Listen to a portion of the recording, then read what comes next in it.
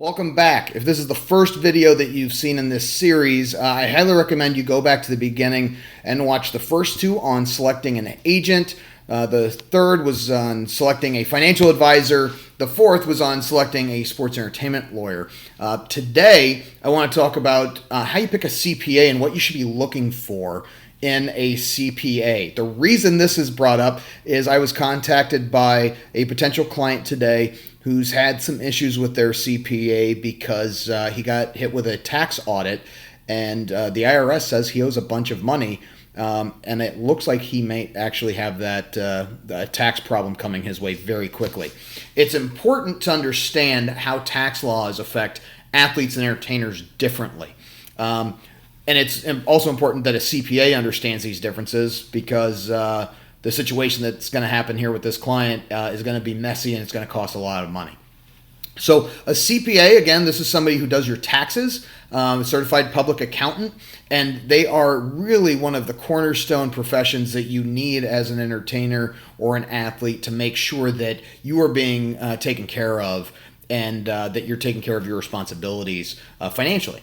Some CPAs are also business managers. That's like a day-to-day CPA who may help you make sure that all your bills are paid, or do some of that more personal concierge type service.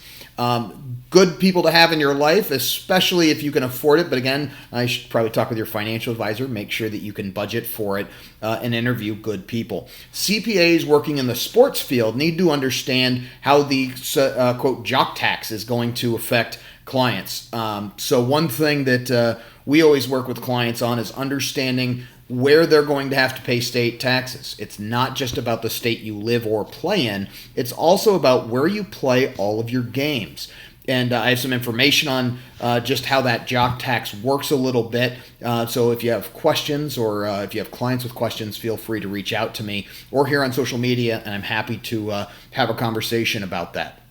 So again, if you play for the Chicago Bears and you live in California, you're not just going to have California state income tax, but you're also going to have Illinois tax, and then all of the states that you play in, you may or may not have a additional tax that state legislatures have put in over the last few years to tax athletes a whole lot more than they were before. So they're taxing per game.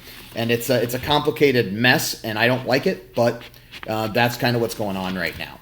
And so that's something that you want to make sure that you have a CPA that understands that. In this case, with this athlete that I'm talking about, I don't think his CPA understood that. And so that's what's got him into a little bit of trouble. With entertainers, you want to make sure that your CPA understands how your just life works and the residual schedules. Because with residuals, of course, when you work on a TV show that's hit syndication, or you've worked on a commercial or something like that where you're going to get paid into the future, you really want to make sure that you have a CPA that understands that. I work with a lot of CPAs and business managers really very closely.